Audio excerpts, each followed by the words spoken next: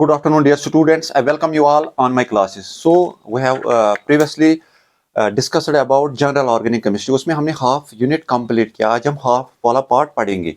Half वाले part में हम पहले स्टीरियोआइसोमेरिज्म की बात करेंगे. उसमें हमारा आता है geometrical isomerism and optical isomerism. साथ में हम कायरलिटी की भी बात करेंगे और different types of plane of symmetry जैसे एक्सिस ऑफ सिमेट्री. ठीक है. साथ में हम इसमें पढ़ेंगे रिटेंशन, रेसिमाइजेशन एंड इन्वर्जन क्या होता है. ठीक है. साथ में इसमें हम पढ़ेंगे इजड nomenclature and RS nomenclature. Direct tree के अप्रोच के थ्रू हम उनको सॉल्व करेंगे क्वेश्चंस को. फिर हमें आना है साइक्लोहेक्सेन डेरिवेटिव्स पे, मोनो सब्स्टिट्यूटेड पे. हमें दिखाना है कि दो फॉर्म जो कन्फर्मर्स होते हैं उसमें एक तो चेयर, दूसरा है बोट वाले, उनकी मेन डिफरेंस क्या है. मोनो सब्स्टिट्यूटेड अल्केन्स में या साइक्लोहेक्सेन्स में उनका स्ट्रक्चर कैसे, स्पेशली साइक्लोप्रोपीन का, उसमें क्यों अनस्टेबिलिटी है, क्यों वो बेंट बॉन्ड है, क्यों वो ज्यादा रिएक्टिव है, उस पर भी हम फोकस करेंगे. साथ में हम करेंगे जो साहस और न्यूमैन प्रोजेक्शन है ब्यूटेन की अल्कोहल की, साथ में हम फंक्शनलिटी डालेंगे, ब्रोमीन डालेंगे, तो उनकी स्टेबिलिटी कैसे बढ़ेगी या कम हो जाएगी. So these are the topics which we will discuss today. So let us start with we have. अगर हम बात करेंगे फर्स्ट है स्टीरियो आइसोमेरिज्म क्या होता है. Stereo isomerism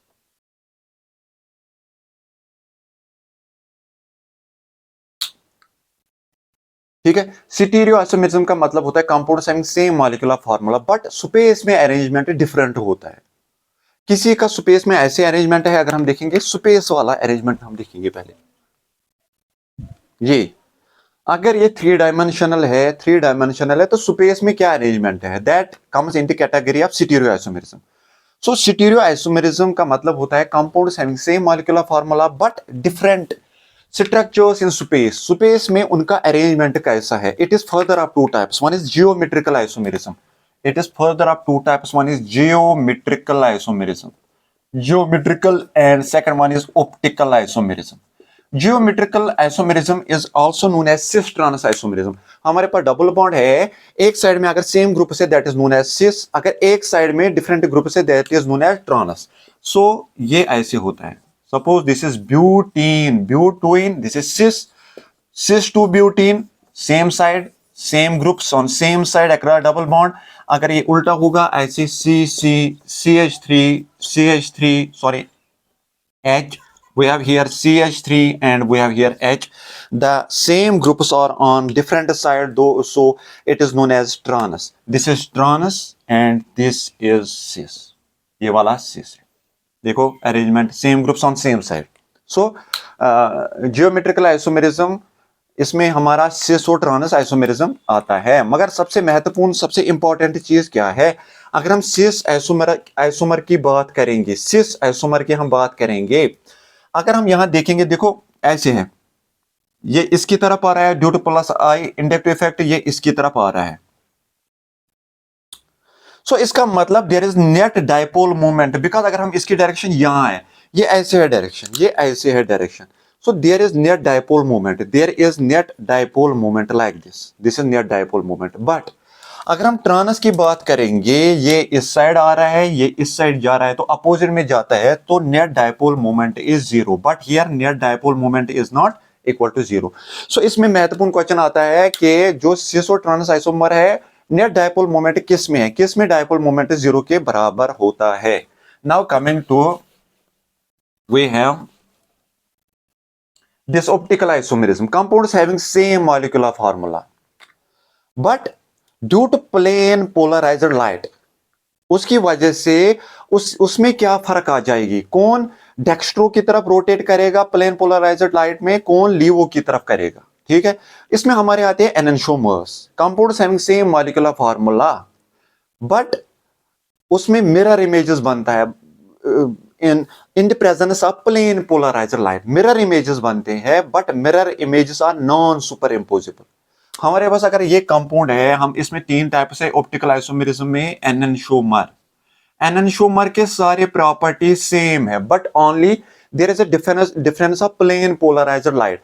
one rotates the plane polarized light towards right, that is known as dextrorotatory, and another isomer rotates the plane polarized light towards left, that is known as levorotatory. अब फर्क क्या है, मसला क्या है? All the properties same, all properties same, properties same, but difference is only because of plane polarized light. अब अगर आपके पास ऐसे कंपाउंड होगा, suppose we have a compound like this, we have compound like this, we have compound like this. अगर हम plane एक डालेंगे ऐसे, सारे ग्रुप्स रोटेट होने चाहिए। देखो अगर ये राइट साइड में है, लेफ्ट साइड में आनी चाहिए, अगर ये लेफ्ट साइड में, राइट साइड में आनी चाहिए। ऊपर वाले तो सेम ही रहेंगे, क्योंकि मिरर में ऊपर और नीचे वाले जो वर्टिकल लाइन पे आते हैं ये चेंज नहीं होते, ठीक है। रेस्ट अगर आप सारे ग्रुप्स देखोगे चेंज हो गए, उनकी पोजीशन चेंज हो गई। जब सारों जो आपके हॉरिजॉन्टल लाइन पे है जितने भी ग्रुप से, अगर उनकी पोजीशन चेंज हो गई, जैसे कि यहां है, अगर उनकी पोजीशन चेंज हो गई, तो आप पहले दिमाग में लगाओगे कि दिस इज एनंशोमर। फिर जब हम इस मॉलिक्यूल को उठाएंगे, अगर हम इस पे ड्रॉप करेंगे, it is non super imposable. Like हाथ, अगर हम हाथ की बात करेंगे, ऐसे ये ऐसे है, देखो प्लेन अगर हम बीच में ऐसे रखेंगे ऐसे ऐसे बन जाएगा, लेकिन फिर अगर मैं ये हाथ उठाऊंगा इसके ऊपर रखूंगा ऐसे, ये तो इसमें सुपर इम्पोज नहीं है। So this hand, left hand and right hand are, these are mirror images but non superimposable mirror images, ठीक है। so these are enantiomers, ठीक है। दूसरा है डायस्टोमर। डायस्टोमर में क्या है, वहां एक ही ग्रुप चेंज होता है, मिरर इमेज नहीं बनता है। Non mirror image is non super imposable, एक तो मिरर इमेज भी नहीं बनता है और नॉन सुपर इम्पोजिबल भी होता है। सो डायस्टोमर और एनंशोमर में यही फर्क है कि एनंशोमर में एनंशोमर में हमारा मिरर इमेज बनता है, but that is non superimposable. However in case of diastereomer there is formation of there is no superimposition nor there is mirror image. फिर हमारा है रिसिमिक, ठीक है। दूसरा अगर हम देखेंगे,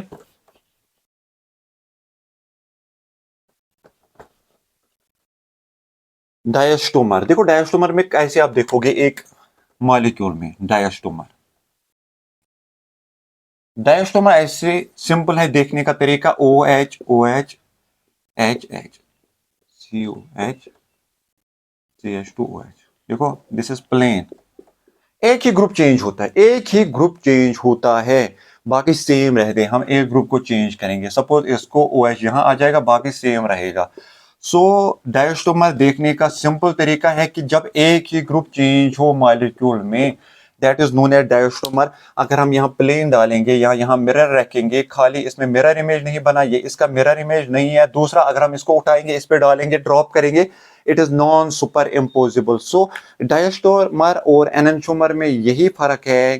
प्लेन पोलराइजर लाइट में उसमें मिरर इमेज तो बनता है, but that is non superimposable in case of enantiomer. But diastereomer में there is neither formation of mirror image nor it is superimposable. अगर हम रिसिमिक प्रोडक्ट की बात करेंगे, ठीक है, एक तो है एनंशोमर, डायस्टोमर, रिसिमिक प्रोडक्ट। रिसिमिक प्रोडक्ट में दोनों चीजें, एनंशोमर भी मिरर इमेज भी है और वो सुपर इम्पोजिबल भी है। देखो सिंपल है,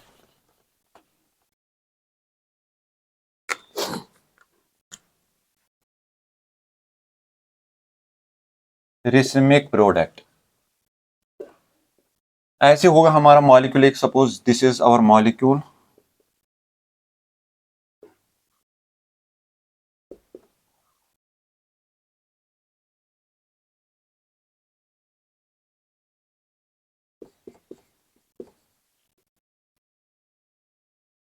ये यही आ जाएगा। देखो मिरर इमेज भी है, सुपर इम्पोजिबल भी है। मिरर इमेज तो है, सिंपल है, मिरर इमेज तो है। अगर ये राइट में है, ये आ गया लेफ्ट में, ये लेफ्ट में है, ये राइट में आ गया, ये राइट में, लेफ्ट में आ गया, ये लेफ्ट में है, ये राइट में आ गया, नीचे और ऊपर तो सेम ही है। अगर हम इसको उठाएंगे, इस मॉलिक्यूल इस पे ड्रॉप करेंगे, तो बराबर इस पे बराबर फिक्स हो जाएगा। So it is mirror image भी है और सुपर इम्पोजिबल भी है। सो इनके सब रिसिमिक प्रोडक्ट, यहाँ रिसिमिक प्रोडक्ट में क्या होता है, देयर इज मिरर इमेज भी बनता है और दैट इज सुपर इम्पोजिबल। सो तीन चीजें थी, एनंशोमर, डायस्टोमर और रिसिमिक प्रोडक्ट। अब हम आ जाएंगे कायरलिटी पे। देखो कायरल मॉलिक्यूल क्या होता है, पहले हम देखेंगे। इसमें हमारे आते हैं जैसे प्लेन ऑफ सिमेट्री क्या होती है और एक्सिस ऑफ सिमेट्री क्या होती है। सिमेट्री एलिमेंट जिसको आप बोलते हैं, सिमेट्री एलिमेंट्स, मोस्टली आपके लिए यही दो काफी है, सिमेट्री एलिमेंट्स। सिमेट्री एलिमेंट्स में आपका आता है axes of symmetry, axes of symmetry, axes of symmetry. कौन से एंगल पे हम रोटेट करते हैं एक मॉलिक्यूल को, सो दैट जब हम वो रोटेशन करेंगे उसके बाद वो मॉलिक्यूल सेम के सेम रहेगा। कोई रोटेशन है उसमें पॉसिबल, हमारे मॉलिक्यूल में कोई रोटेशन पॉसिबल है, किस वाले एंगल पे हम वो रोटेशन करेंगे, so that the molecule will be like its original shape. जो इसकी ओरिजिनल शेप होगी तो हमें वही रोटेशन करना है। Suppose we have a water molecule like this H1 H2। Water molecule में कौन सी एक्सिस पॉसिबल है, so that it will be again like a water molecule. हम देखो 120 पे हम ऐसे एक्सिस डाल सकते हैं, इस पे 180 पे, ऐसे 180 पे अगर हम रोटेट करेंगे ये वाला H आ जाएगा यहाँ, ये वाला H जाएगा वहां, लेकिन मॉलिक्यूल सेम के सेम रहेगा, ओ वही रुकेगा, H2 आ जाएगा यहाँ, H1 आ जाएगा यहाँ। अगर हम इस मॉलिक्यूल और इस मॉलिक्यूल की आप बात करेंगे, इस और इस मॉलिक्यूल 180 पे, इस और इसमें ये सेम है, सेम मॉलिक्यूल है। सो एक्सिस ऑफ सिमेट्री इसकी है 180। 90 डिग्री पे नहीं कर सकते हो इस पे रोटेट, क्योंकि 90 डिग्री पे तो ये बीच में रुकेगा। अगर बीच में रुक गया तो उस मॉलिक्यूल के साथ जब हम कंपेयर करेंगे ओरिजिनल मॉलिक्यूल के साथ, वैसे का वैसा नहीं होगा। सो हमें वो वाली रोटेशन अपनानी है, वो वाली रोटेशन हमें यूज करनी है जिससे मॉलिक्यूल की ओरिजिनल शेप बरकरार रहेगी लेकिन रोटेशन पॉसिबल होगी। अगर नहीं होगी देन एक्सिस ऑफ सिमेट्री नहीं होगी उस मॉलिक्यूल में। ठीक है, किसी मॉलिक्यूल में एक से ज्यादा एक्सिस होते हैं, सपोज इसको बोलते हैं C2 axis, C2 axis. C2 का मतलब होता है 180 पे, C3 का मतलब होता है 120 पे, C4 का मतलब होता है 90, C5 का मतलब है वैसे onwards. It depends upon angle क्या है हमारे मॉलिक्यूल में। अगर हम इस मॉलिक्यूल की बात करेंगे, देखो ये वाला एंगल, ये हमें देखना है कि कितना एंगल है, उस एंगल से हमें रोटेट करना है। ठीक है, सो मुश्किल नहीं होना चाहिए, बिल्कुल इजी है। अगर हम ये वाला मॉलिक्यूल आप देखेंगे, देखो साइक्लोप्रोपेन हम लेंगे,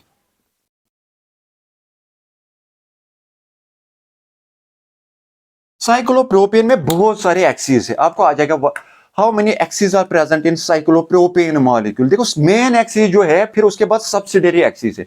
आपको पहले मेन एक्सिस चूज करनी है। एंगल कितना है, 3 है। देखो यहां भी 120 120 120, ठीक है। सो इसका मतलब 120 पे हमें रोटेट करना है।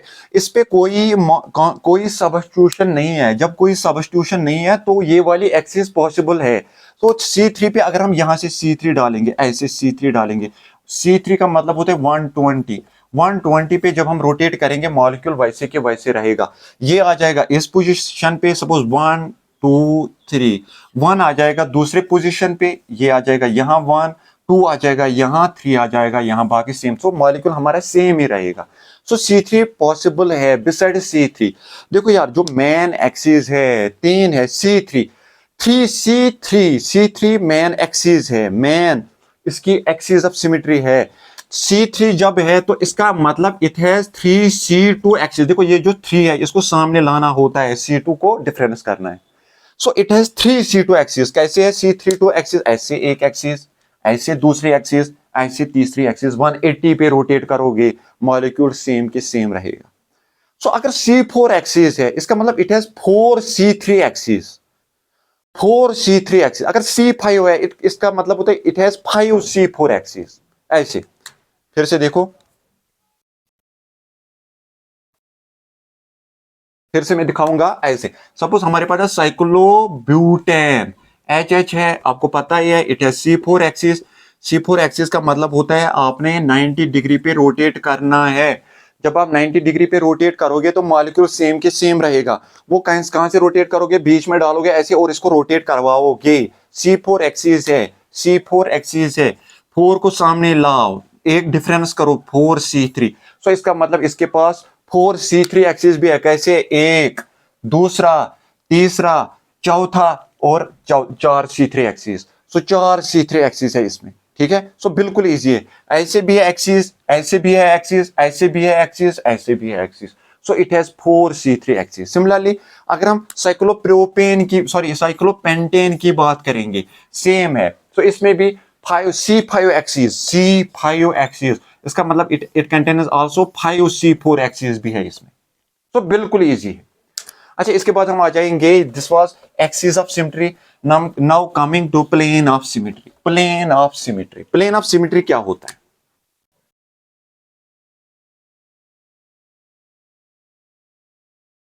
प्लेन ऑफ सिमेट्री का मतलब होता है कौन सा प्लेन है जिसे हम एक मॉलिक्यूल को दो हिस्सों में कट कर सकते हैं।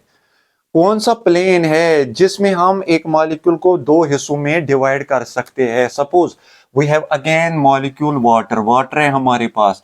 हमें एक, क्या इस मॉलिक्यूल में प्लेन है? हाँ, इसमें एक प्लेन है। अगर हम ऐसे प्लेन डालेंगे तो दो हिस्सों में कट हो जाएगा। अगर हम ए देखेंगे, क्या ए में कोई प्लेन है? हाँ, इसमें एक प्लेन है। कैसे है? एक तो ऐसे है बोर्ड पे ऐसे, दूसरा है इसमें ऐसे। ये तो हर किसी में है क्योंकि दीज मॉलिक्यूल्स आर प्लेनर, हम इनको बोर्ड पे लगा सकते हैं। अगर हम एक्चुअल सिमेट्री की बात करेंगे मॉलिक्यूल्स में, तो वो हर कोई मॉलिक्यूल प्लेनर नहीं है, बिकॉज 3D, 3 डायमेंशनल हम एक बोर्ड पे नहीं दिखा सकते हैं, वो हम 3D स्पेस में दिखा सकते हैं वो वाली चीजें। तो इसमें प्लेन एक है, उस पर आपको फोकस नहीं करना है। ये वाला, ये दो हिस्सों में कट करोगे। सिमिलरली अगर हम साइक्लोप्रोपेन की बात करेंगे, कितने प्लेन्स है? अगर हम इसकी बात करेंगे, एक प्लेन ऐसे है, एक प्लेन ऐसे है, एक प्लेन ऐसे है, सो 3 प्लेन्स है इसमें, 3 प्लेन्स है इसमें। अगर हम साइक्लोब्यूटेन की बात करेंगे तो इसमें कितने प्लेन्स है? एक ऐसे प्लेन, एक ऐसे प्लेन, एक ऐसे प्लेन, एक ऐसे प्लेन, सो 4 प्लेन्स है इसमें। ठीक है, सो बिल्कुल इजी है। अगर हम साइक्लोपेंटेन, साइक्लोहेक्सेन की बात करेंगे तो प्लेन्स वैसे ही आपको निकालने। Now coming to chirality. Chirality क्या होता है? कायरलिटी का मतलब होता है एसिमेट्री, एसिमेट्री। सो कायरलिटी, क्या हमारा मॉलिक्यूल कायरल है? क्या हमारा कार्बन कायलर है, कायरल है? सॉरी, दो चीजें हैं, एक कार्बन की भी बात करते हैं, एक मॉलिक्यूल की भी बात करते हैं। कायरल कार्बन का मतलब होता है it should contain 4 different substituents attached to it. Chirality इसको बोलते हैं एसिमेट्री भी। एसिमेट्री, एसिमेट्री का मतलब होता है सिमेट्री नहीं होनी चाहिए। देखो, अगर हम इस कार्बन की बात करेंगे, इसमें 4 सेम ग्रुप्स है, it means that this is not chiral carbon, this is not chiral carbon, there should be 4 different groups. अगर यहां ऐसे होगा HABC, so it now it has 4 different groups, it contains 4 different groups, so this carbon is chiral। आपको कभी कभार आता है how many carbon are present in glucose molecule, तो आपको देखना है कि उसके जो कार्बन है उसके इर्द गिर्द कितने ग्रुप्स है। अगर 4 डिफरेंट ग्रुप्स है, that very carbon is chiral. Suppose मैं मॉलिक्यूल की बात करूंगा, suppose we have a molecule like this CH3, we have C2H5, we have H, we have Cl, this carbon is chiral, this carbon is chiral because it contains 4 different groups attached to it, 1 2 3 4। सो जब भी chiral carbon की बात कर रहे हैं तो आपको 4 different groups होने चाहिए बगल में। जब 4 डिफरेंट ग्रुप्स होंगे, that is known as chiral carbon, chiral carbon. दूसरा होता है इसी में सिटीरियोजेनिक कार्बन। सिटीरियोजेनिक कार्बन और कायरल कार्बन में बस यही डिफरेंस है, ज्यादा इसमें मसला नहीं है। सिटीरियोजेनिक कार्बन हर कोई कार्बन होता है जिसमें 4 डिफरेंट ग्रुप्स होते हैं, लेकिन जब हम कायरल कार्बन की बात करते हैं हमें देखना है उसमें सिमेट्री एलिमेंट्स भी, वो हम बात करेंगे। लेकिन आपको ख्याल यहाँ खाली यही रखना है, when you have 4 different groups attached to a carbon, that very carbon is chiral. Now coming to chiral molecule. Molecule कब कायरल होता है? जब उसमें प्लेन ऑफ सिमेट्री नहीं होती है, कोई भी प्लेन नहीं होनी चाहिए। जब कोई भी प्लेन नहीं होगा, then that molecule is chiral molecule. जब कोई भी प्लेन ना हो, प्लेन का मतलब हम उसको दो हिस्सों में कट नहीं कर सकते। अगर हमारे पास ये मॉलिक्यूल है, हम इसको दो हिस्सों में कट कर सकते, so this molecule is non chiral, this molecule is achiral भी बोलते हैं, नॉन कायरल, एक्कायरल, यहां सिमेट्रिक भी बोल सकते हैं, सिमेट्री है, इसकी सिमेट्री है। अगर हम इस मॉलिक्यूल की बात करेंगे, suppose we have a, this molecule can be divided into two equal halves, so this molecule is again a chiral molecule, this is symmetric molecule। लेकिन अगर हम बात करेंगे इस मॉलिक्यूल की, suppose we have this molecule don't possess any symmetry, इसमें symmetry नहीं है, दो हिस्सों में इसको हम कट नहीं कर सकते, so this molecule is dissymmetric, this molecule is asymmetric, this molecule is chiral। so the main difference between chiral molecule and chiral carbon is chiral carbon में 4 डिफरेंट ग्रुप्स होने चाहिए, while as in chiral molecule there should not be any plane of symmetry, that is known as dissymmetric, that is known as asymmetric, that is known as chiral। Now coming to one more topic, that is retention क्या होता है, inversion क्या होता है, रिसिमाइजेशन क्या होता है। जब हम सब्स्टिट्यूशन रिएक्शन करते हैं, एलिमिनेशन रिएक्शन करते हैं, SN1 की अगर हम बात करेंगे, वहां हमारा कार्बोकैटायन बनता है। सो अटैक होने के चांसेस ऊपर से भी है, नीचे से भी है। So there is formation of, अगर हम देखें रिसिमिक प्रोडक्ट, अगर हम देखेंगे SN2 reaction, there is inversion product. अगर हम देखेंगे रिटेंशन भी होता है। सो तीन चीजें हैं, रिटेंशन, रिसिमाइजेशन एंड इन्वर्जन। हमारे पास suppose this molecule, we have this molecule which is like this, we have X here, this is leaving group, we have like this group that is CH3, we have again this group that is CH3, we have like H। okay, चलो इसकी मैं symmetry दिखाऊंगा। जिससे molecule, अगर एक nucleophile आ जाए, nucleophile का मतलब होता है न्यूक्लियस पे अटैक करने वाला एक बंदा आ जाएगा यहां से, इट विल अटैक हियर। ऐसे भी बन सकते हैं हमारा प्रोडक्ट, ऐसे भी हमारा प्रोडक्ट बन सकता है, न्यूक्लियोफाइल आ गया, ये यहां ही है, ये यहां ही है, और ये हमारा यहां ही है।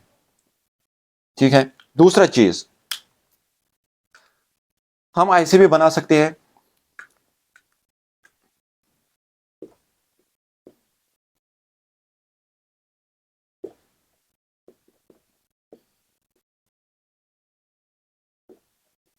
देखो अगर स्टार्टिंग मटेरियल हमारा ये है, सबस्ट्रेट हमारा ये है, इस मॉलिक्यूल की बात करेंगे, एक न्यूक्लियोफाइल ने लिविंग ग्रुप को रिप्लेस किया, लेकिन उसी वाली पोजीशन में, बाकी कोई डिफरेंस नहीं है, खाली इस न्यूक्लियोफाइल ने इस लिविंग ग्रुप को रिप्लेस किया उसी वाली पोजीशन में, then this this very molecule is known as retention, retention, retention molecule, retention, जिसमें ओरिजिनल सिमेट्री है, ओरिजिनल, खाली एक न्यूक्लियोफाइल ने दूसरे लिविंग ग्रुप को रिप्लेस किया, यहां एक इनकमिंग न्यूक्लियोफाइल ने दूसरे वीक न्यूक्लियोफाइल को रिप्लेस किया, लेकिन अपनी पोजीशन में। लेकिन अगर हम इस मॉलिक्यूल की बात करेंगे, ये वाला मॉलिक्यूल हम देखेंगे, ये देखो यार, जो इनकमिंग न्यूक्लियोफाइल आ गया, उसने पीछे साइड से इस पे अटैक किया और सामने से वो निकल गया, पीछे साइड से अब ये आ गया, there is total inversion, there is total inversion, so this is inversion. जब पीछे साइड से अटैक आता है, सामने से निकल गया, सिमेट्री टोटल इन्वर्टेड है, that is known as inversion. जब सेम सिमेट्री है, that is known as retention. लेकिन अगर एक मॉलिक्यूल में दोनों चीजें हो, इन्वर्जन भी है, रिटेंशन भी है, इन्वर्जन भी हो जाएगा, रिटेंशन भी हो जाएगा, then that very product is known as racemisation. तो तीन चीजें हैं, inversion, retention and racemisation. Coming to one more topic we have,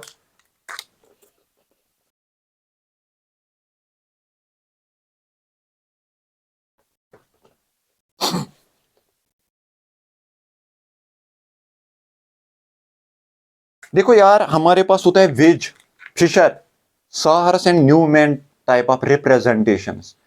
ठीक है, हम एक मॉलिक्यूल के को कितने तरीकों से रिप्रेजेंट कर सकते हैं, there are different ways to write a molecule. अगर हम वेज की बात करेंगे, दो groups are in plane, one group is coming towards you, one group is going away. उसमें हम नॉर्मल तरीके से RS नॉमेनक्लेचर देख सकते हैं, सिंपल सा। देखो यहां ख्याल रखो, this is wedge type of representation, wedge type. We have suppose Cl, Br, we have here CH3, we have here H. First rule, least priority group is present away from you। जो least priority group on the basis of molecular mass, अगर हम molecular mass की बात करें, chlorine, bromine first position पे, second पे, third पे and fourth priority group is going away. देखो जो डैश से मैंने शो किया, this is wedge type of representation, जो मैंने इससे शो किया, it means that it is going away. So fourth priority group is going away. तो डायरेक्ट हमें फर्स्ट से स्टार्ट करना है, थर्ड तक जाना, फोर्थ तक जाना है, 1 2 एंड 3 क्लॉकवाइज रोटेशन है। क्लॉकवाइज का मतलब होता है आर, आर, इसको आर बोलते हैं। सिंपल से मॉलिक्यूल से, जहां भी आपको पहले फोकस करना है फोर्थ ग्रुप को। अगर fourth group is going away, then आपको नॉर्मल तरीके से on the base of priority, priority पे जाना है, 1 2 3। अगर क्लॉकवाइज है आर, अगर एंटी क्लॉकवाइज है देन एस। ठीक है, coming to one more molecule we have,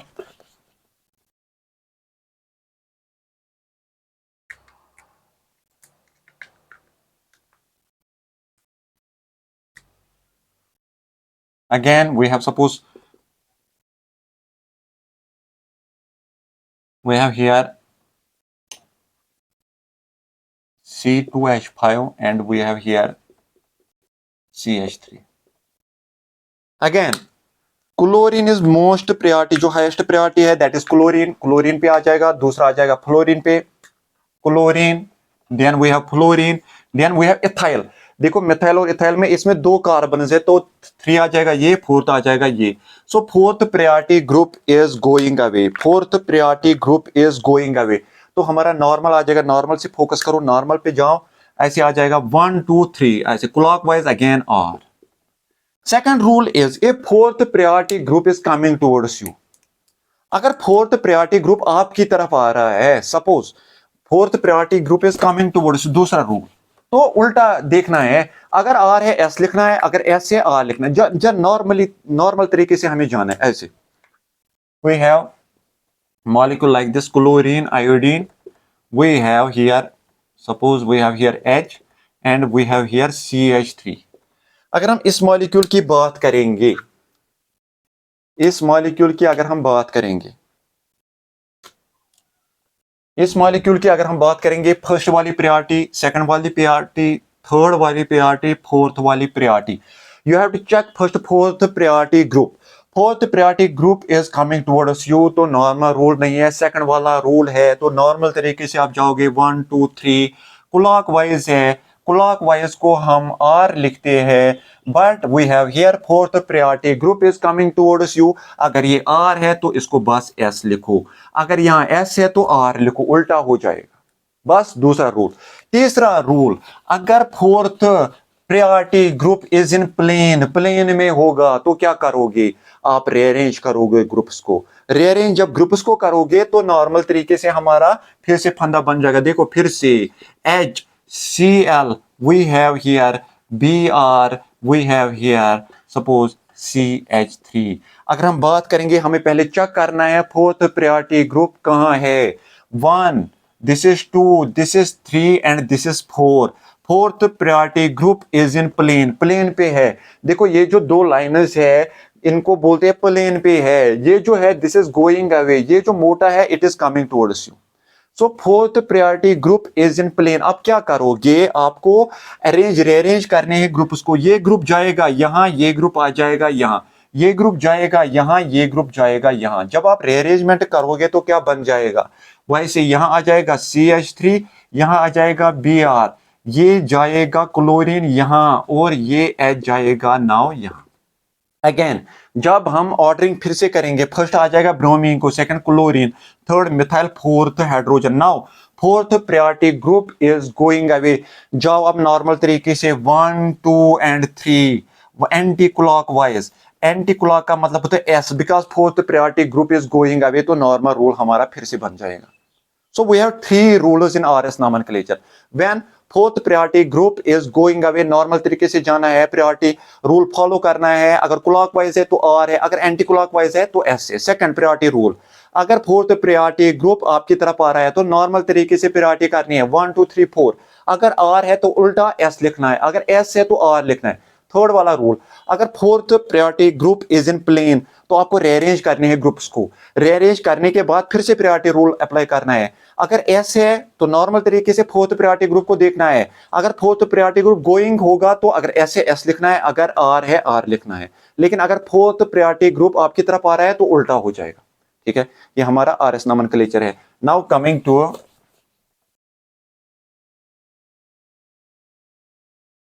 EZ nomenclature. EZ nomenclature. EZ nomenclature उन वाले अनसैचुरेटेड सिस्टम्स में है जहां हमारे पास 4 डिफरेंट ग्रुप्स है. तो हमें एक कार्बन को पे भी फोकस करना है, दूसरे कार्बन पे भी फोकस करना है. एक कार्बन पे भी हमें प्रायोरिटी रूल अप्लाई करना है, दूसरे पे भी हमें प्रायोरिटी रूल अप्लाई करना है. फिर जो लार्ज प्रायोरिटी ग्रुप्स होते हैं, मोस्ट प्रायोरिटी ग्रुप्स होते हैं, अगर वो एक ही साइड में होंगे then that is known as Z. अगर अपोजिट में होगा that is known as E का मतलब एंटी एंटी एंटी. ठीक है, यहां ख्याल रखो. फिर से C double bond C, we have here CH3. Suppose we have here C2H5. Here we have H and we have here suppose we have here Br.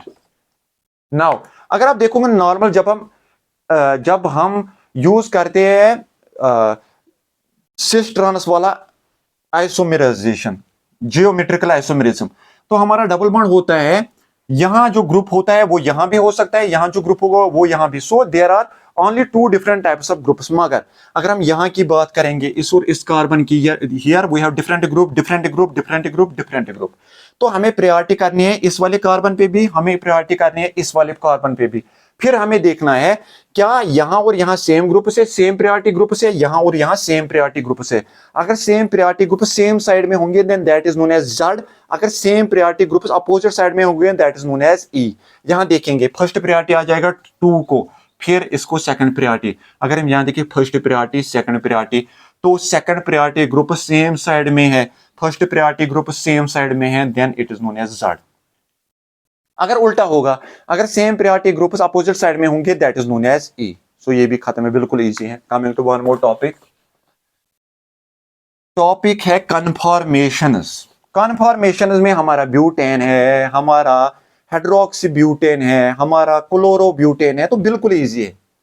फंडा यूज करना है, हमारे पास ज्यादा से ज्यादा स्टैगर्ड और इक्लिप्स्ड कन्फॉर्मेशंस होते हैं। Usually eclipsed without hydrogen bonding are least stable और मोस्ट अनस्टेबल। जब हम एनर्जी डायग्राम की बात करेंगे तो वहां सबसे ऊपर पे आते हैं। देखो अगर हम ब्यूटेन की बात करेंगे, CH3, CH2, CH2 and CH3, in case of हमें कैसे देखना है, वेज पे डायरेक्ट हम आ जाएंगे, सहर्स पे नहीं आ जाएंगे, डायरेक्ट वेज पे आ जाएंगे। इस और इस कार्बन की जब हम बात करेंगे, suppose this is 1 and this is second, हम पहले फर्स्ट वाले कार्बन की बात करेंगे, इस कार्बन की बात करेंगे। कौन कौन सा ग्रुप है, CH3 है, H है, H है। अगर हम सेकंड कार्बन की बात करेंगे, इस पे क्या है, सपोज मैं पहले क्या बनाऊंगा, मैं पहले इक्लिप्स्ड कन्फॉर्मेशन बनाऊंगा, H, we have here H and we have here CH3, बराबर ऊपर ऊपर, फर्स्ट और कार्बन आपस के ऊपर है, देखो ऊपर है, ये बराबर इसके ऊपर है, ये बराबर इसके ऊपर है, ये बराबर इसके ऊपर है। So it means that it is least stable, maximum steric hindrance हो जाएगी। मैक्सिमम स्टीरिक हिंड्रेंस का मतलब होता है this is most unstable. Most unstable को बोलते हैं fully eclipsed, fully eclipsed, fully eclipsed. अगर आप 60 डिग्री रोटेट करोगे, इस वाले कार्बन को हम रोटेट करेंगे, बैक साइड वाले कार्बन को, तो ये आ जाएगा यहां।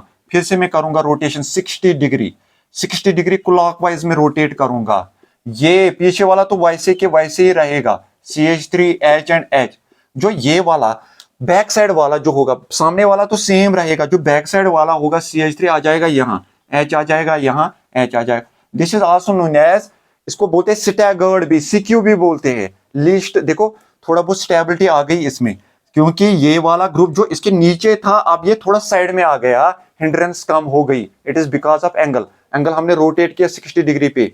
Now this is stable as compare to fully eclipsed, this is stable, this is known as staggered, इसको स्टैगर्ड भी बोलते हैं हम। देखो सीधा वाई है सामने से, सीधा वाई था, सीधा वाई था। अगर हम यहां देखेंगे सीधा वाई है, बैक साइड में उल्टा वाई आ गया। सो उल्टा वाई सीधा वाई का मतलब होता है स्टैगर्ड, सीधा वाई का मतलब होता है इक्लिप्स्ड। फिर से हम 60 डिग्री रोटेट करेंगे, फिर से जब हम रोटेट करेंगे इस वाले कार्बन को, ये आ जाएगा यहां, ये जाएगा यहां, ये फिर से हमारा इक्लिप्स्ड बन जाएगा। बट फुल्ली इक्लिप्स्ड नहीं, हाफ इक्लिप्स्ड है। इसको बोलते हैं fully eclipsed, that is most unstable. जब इक्लिप्स्ड आता है, हाइड्रोजन के ऊपर आ जाएगा CH3, तो ज्यादा अनस्टेबिलिटी नहीं आ जाएगी, लेकिन फिर भी अनस्टेबिलिटी है। लेकिन फिर से जब हम रोटेट करेंगे एक बार तो आ जाएगा फुल्ली एंटी। एंटी का मतलब होता है CH3 नीचे है, CH3 ऊपर है, ऐसे इसका मतलब होता है एंटी, एंटी मोस्ट स्टेबल होगा। When there is no hydrogen bonding then anti is most stable. So अगर स्टेबिलिटी ऑर्डर आ जाएगा, एंटी फर्स्ट, फिर उसके बाद स्टैगर्ड, फिर उसके बाद इक्लिप्स्ड, लीस्ट इक्लिप्स्ड, फिर उसके बाद fully eclipsed. So this is stability order, बिल्कुल इजी है। आपको स्टीरिक हिंड्रेंस देखनी है विदाउट हाइड्रोजन बॉन्डिंग। लेकिन अगर हाइड्रोजन बॉन्डिंग है, देखो हाइड्रोजन बॉन्डिंग कैसे है, suppose in in place of two hydrogen we have OH and OH। अब क्या है, अब CQ वाला स्टैगर्ड वाला मोस्ट स्टेबल होगा, क्योंकि उसमें उतनी स्पेस मिलेगी कि हाइड्रोजन बॉन्डिंग हो जाएगी। जब हाइड्रोजन बॉन्डिंग होती है then that very molecule is stable. अगर हम फिर से बनाएंगे, इसमें फिर से मैं बनाऊंगा सामने वाला, सपोज मैं यहां रखूंगा OH, यहाँ रखूंगा मैं H, यहाँ रखूंगा CH3। देखो इस कार्बन की मैंने बात की, फर्स्ट कार्बन की। फर्स्ट कार्बन पे कौन कौन सा ग्रुप है? सीधा Y है। इस पे OH ग्रुप है, नीचे रखा। इस पे हाइड्रोजन है, यहाँ रखा। इस पे CH3 है, यहाँ। ठीक है। जो पर बैक साइड में है, बैक साइड वाला ऐसे ही रखा मैंने सर्कल लगा के। इसमें कौन कौन सा ग्रुप है? OH ग्रुप है, और साथ में कौन सा ग्रुप है? इसमें साथ में CH3 ग्रुप है, और साथ में H। इसको इक्लिप्स्ड भी बोलते हैं, इक्लिप्स्ड, क्योंकि सेम ग्रुप जो है वो ऊपर आ गए हैं, बराबर एक दूसरे के ऊपर है, then it is eclipsed. Again eclipsed is unstable. Hydrogen bonding आप यहां नहीं बना सकते हो क्योंकि स्पेस है ही नहीं। एक कार्बन दूसरे कार्बन के बराबर ऊपर है, तो स्पेस पॉसिबल नहीं है हाइड्रोजन बॉन्डिंग की। This is fully eclipsed. Fully eclipsed is again unstable, unstable, unstable. लेकिन अगर हम 60 डिग्री रोटेट करेंगे एक कार्बन को, ये रेड वाला कार्बन जो बैक साइड में है उसको मैं रोटेट करूंगा, अगेन सामने वाले को ऐसे ही रखूंगा, सीधा Y, सीधा Y को मैंने वैसे ही रखा, H एंड CH3। अगर मैंने सीधे कार्बन को वैसे के वैसे ही रखा, बैक साइड को मैं मूव करा रहा हूं एंटी क्लॉकवाइज, क्लॉकवाइज के थ्रू 60 डिग्री, यहां आ जाएगा CH3, यहां आ जाएगा हमारा OH, देखो यहां हमारा आ जाएगा H। This is anti. अगर सामने वाला अगर हम कार्बन देखेंगे दैट इज सीधा Y, अगर हम बैक साइड वाला कार्बन देखेंगे उल्टा है, देखो उल्टा Y है। अब क्या है? This is known as staggered, also known as skew. Skew में एक गुंजाइश है, देखो हाइड्रोजन बॉन्डिंग की गुंजाइश है। जब हाइड्रोजन बॉन्डिंग की गुंजाइश होती है that is most stable, anti से भी ज्यादा स्टेबल होगा ये। सो जब भी आपको हाइड्रोजन बॉन्डिंग पॉसिबल है, इस OH के बदले में Cl भी हो सकता है, इस OH के बदले में Br भी हो सकता है, इसके बदले में I भी हो सकता है।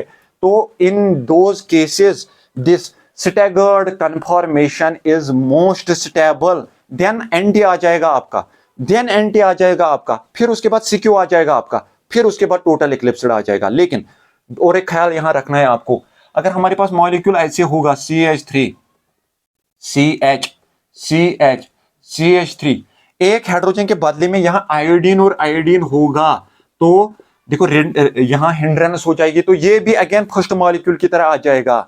ब्रोमीन ब्रोमीन होगा, वही बन जाएगा फर्स्ट वाला मॉलिक्यूल, क्योंकि स्टीरिक हिंड्रेंस बड़े वाले ग्रुप से, बल्कि ग्रुप से, तो उस टाइम स्टीरिक हिंड्रेंस हमें फैक्टर लेना है। लेकिन जब हाइड्रोजन बॉन्डिंग पॉसिबल है तो उस टाइम हमें सिक्यू या स्टैगर्ड वाला हमेशा मोस्ट स्टेबल होगा as compare to anti, as compare to skew, as compare to fully eclipsed conformation. ये भी खत्म हो गया। अब हम आ जाएंगे साइक्लोप्रोपेन की और साइक्लोहेक्सेन की।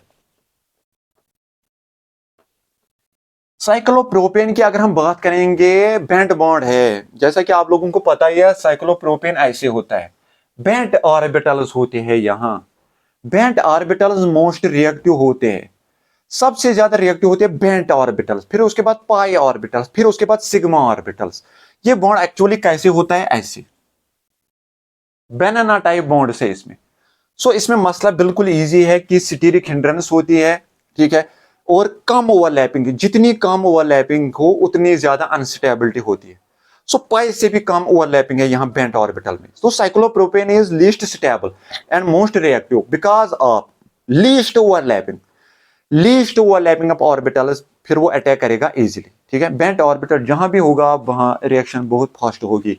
Now coming to cyclohexane. Cyclohexane की अगर हम बात करेंगे, हम साइक्लोहेक्सेन बनाएंगे 2D में मैंने बनाया, दिस इज साइक्लोहेक्सेन। ये स्ट्रक्चर नहीं होता है साइक्लोहेक्सेन का, it has this is both type of 1,4 flagpole interactions possible है। ये वाले इंटरेक्शंस आपस में पॉसिबल है, 1 2 3 4। सो 1,4 फ्लैगपोल ऑपरेशंस पॉसिबल है। अगर हम चेयर की बात करेंगे, मोस्ट स्टेबल होता है चेयर वाला कन्फॉर्मेशन या conformer. It has torsional strain, torsional strain इसमें पॉसिबल है। No torsional strain, no. इसमें फ्लेक्सिबिलिटी होती है, फ्लेक्सिबिलिटी होती है इसमें नहीं होती है। इसमें एंगल स्ट्रेन, एंगल स्ट्रेन नहीं होता है, इसमें एंगल स्ट्रेन नहीं होता है, इसमें एंगल स्ट्रेन होता है। बस इसमें क्वेश्चन आता है, ठीक है। और ये चीज जो है ना, दो इक्लिप्स्ड कन्फॉर्मेशंस का बना होता है, इसका मतलब दिस इज अनस्टेबल। ये वाला स्टैगर्ड कन्फॉर्मेशंस का बना होता है, दो स्टैगर्ड कन्फॉर्मेशंस का। सो बिल्कुल इजी है। जब आपको चेयर और बोट कन्फॉर्मेशन आ जाएंगे, बस आपको ख्याल रखना जिसमें टॉर्जोनल स्ट्रेन है, फ्लेक्सिबिलिटी एंगल स्ट्रेन नहीं है, इसमें वो उल्टा है, ठीक है, ओके। अब हम आ जाएंगे बियर स्ट्रेन थ्योरी पे। Baeyer strain theory actually strain बता रहा है मॉलिक्यूल्स की, किस मॉलिक्यूल में कितनी स्ट्रेन है, किस मॉलिक्यूल में कितनी स्ट्रेन है। सिंपल सा फंडा है, वो हम कैसे निकालेंगे। ये जो है Baeyer angle, Baeyer angle phi is equal to 2n-4 divided by n into 90। अगर हम साइक्लोप्रोपेन की बात करेंगे 60 डिग्री है, तो यहां से थीटा हम निकालेंगे 2 × 3 - 4 divide by 3 into 90 degree. So ये बन गया हमारा theta 6 - 4 divide by 3 into 90, 32 into 30। So bear angle इसमें 60 डिग्री होगा, ज्यादा है 60 डिग्री, ठीक है 60 डिग्री है यहाँ बियर एंगल। सो 60 डिग्री जब इसमें एंगल होगा तो बहुत मुश्किल है उसकी फ्लेक्सिबिलिटी करनी, इसी वजह से ये अनस्टेबल होता है। जितना कम ये एंगल हो उतनी ज्यादा स्टेबिलिटी होती है। अगर हम फिर से देखेंगे साइक्लोब्यूटेन की, अगर हम बात करेंगे 4 4, सो 4 बॉन्ड से 4 कार्बन है इसमें, theta is equal to 2 × 4 - 4 divide by 4 into 90, ठीक है। फिर से theta is equal to 8 - 4 divide by 4 into 90। So theta is equal to 4 divide by 4 into 90 degree, ये खत्म हो जाएगा, ठीक है। सो बियर ये जो थीटा है इसे हम निकालते हैं कि कितना एंगल है इसमें, ये जो एंगल है ना ये कितना है इसमें 90 डिग्री है। जितना एंगल हमारा बढ़ जाएगा उतनी ज्यादा स्टेबिलिटी आती है, जितना कम एंगल होगा उतनी ज्यादा अनस्टेबिलिटी आती है। अगर हम साइक्लो पेंटेन की बात करेंगे, theta again theta is equal to 2 × 5 - 4 divide by 5 into 90 degree. Theta is equal to 10 - 4 divide by 5 into 90 degree. Theta is equal to 6 into 18,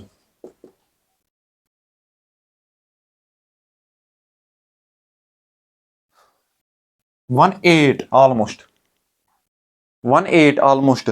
सो ये क्लोज आता है हमारे 19 के। सो इतनी ज्यादा स्टेबिलिटी होती है टेट्राहेड्रल एंगल लगभग।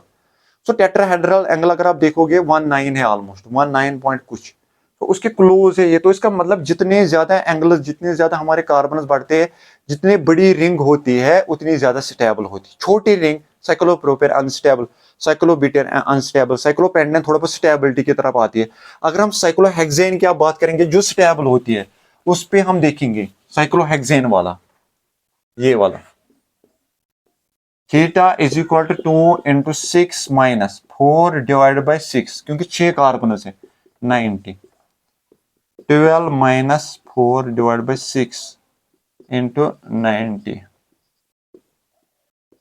15, 8 इंटू 15। देखो यार ये ज्यादा आता है, लेकिन ये अप्लाई हम खाली कर सकते हैं कहां, साइक्लोपेंटेन तक। साइक्लोहेक्सेन पे जब हम ये बियर थ्योरी अप्लाई करेंगे तो लिमिटेशंस आती है। So these are the limitations of Baeyer. ये हायर मॉलिक्यूल पे हम अप्लाई नहीं, साइक्लोपेंटेन तक तो काफी है। So according to Baeyer's strain theory cyclopentane is most stable, तो ये स्टेबिलिटी की तरफ है।